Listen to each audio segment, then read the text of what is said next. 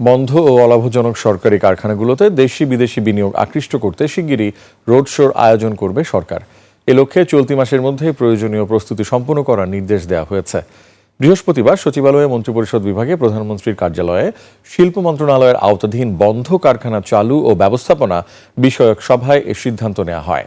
সভায় শিল্প মন্ত্রণালয়ের অধীন বিভিন্ন প্রতিষ্ঠানের ঊর্ধ্বতন কর্মকর্তারা বন্ধ ও অলাভজনক কারখানাগুলোর বর্তমান অবস্থা, সমস্যা, সম্ভাবনা এবং করণীয় বিষয়ে বিস্তারিত তুলে ধরেন।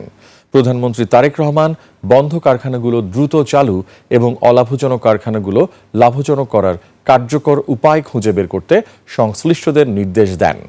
একই সঙ্গে এসব কারখানায় দেশি বিদেশি বিনিয়োগ আকর্ষণের উপর বিশেষ গুরুত্ব আরোপ করেন সরকার প্রধান।